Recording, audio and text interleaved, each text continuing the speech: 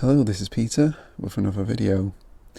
Today I thought we'd have a look at my brown turkey fig tree. This one, as you can see, is in the ground.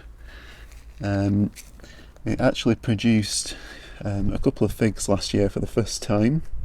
It's the first time I've ever had any fig actually on any of my fig trees. All my container figs have never produced. But this is a good variety for our climate anyway.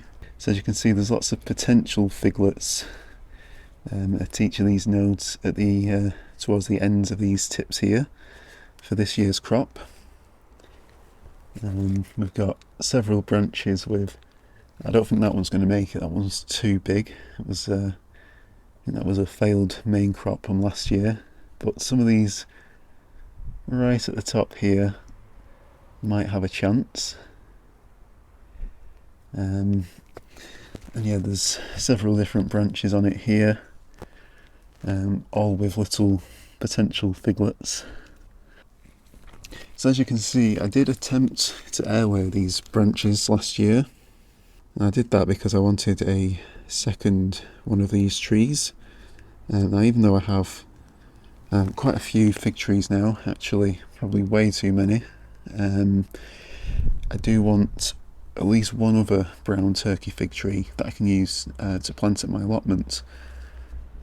It's the only brown turkey fig tree I've got this, and since it's a reliable producer, I wanted to plant one in my allotment as well.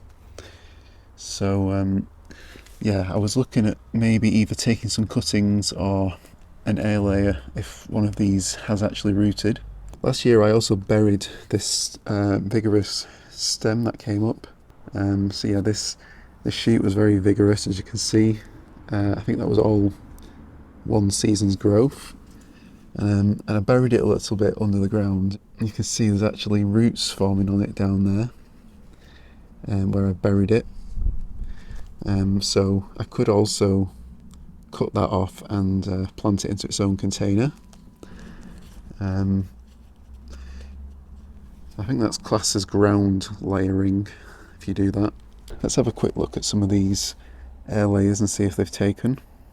I don't have much expectation for these air layers because I didn't make any wound on them or anything. I just put some material over the node. Right, I'll do this off camera because it'll be easier with both hands free. Okay, so it weren't that easy to remove, but I think you can just about see that they both have developed some roots. Not a very extensive root system, but it's something. And the second one here, which unfortunately a few did break off when I was trying to remove it, but it does have a few roots developing there. Probably needed a bit longer, to be honest. I think I started these in late summer, and I left them on for several months. It could have even been in autumn. So yeah, I think what I'll do is I'll remove this one. I might put this one back on again, leave it for a bit longer. But yeah, I'll probably cut this one off here. I decided to airlay this one because it's not growing in an area I want it to anyway. You can see I've got 4 main stems that I'm trying to train up separately. And then here you can see I've got this one here and then this one here, so I'm going to have to remove one of these at some point. I might leave it for this year just to get some extra fruits from this tree, but eventually I do want to train it into 4 main limbs, and then I'll probably graft a couple of different varieties onto some of those branches. But yeah, at least for another year or so, I'll probably just leave it as brown turkey. Yeah, so I'll cut this off now, and I'll get this potted up into a separate container, and then hopefully this one will eventually go on to produce fruit at the allotment for me. So I'm just going to cut it right there, flush with the branch.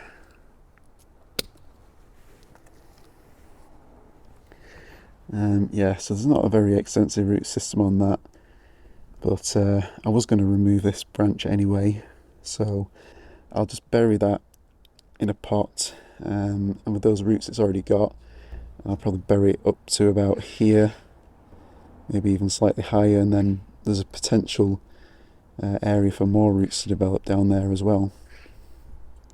Okay, so I've got it potted up now. I put it in quite a deep pot, as you can see, so the roots are right down here somewhere, and then I've buried about half of the shoot in the soil.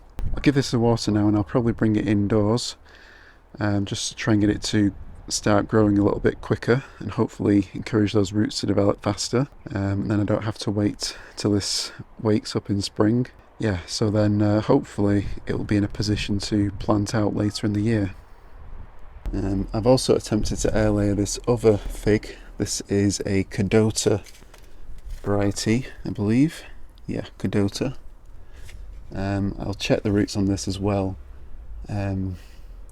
But last time I checked, there wasn't any root development, so I might need to leave it for a few months, and then it'll probably continue to try and root during spring as the sap starts to flow back up to the tip again.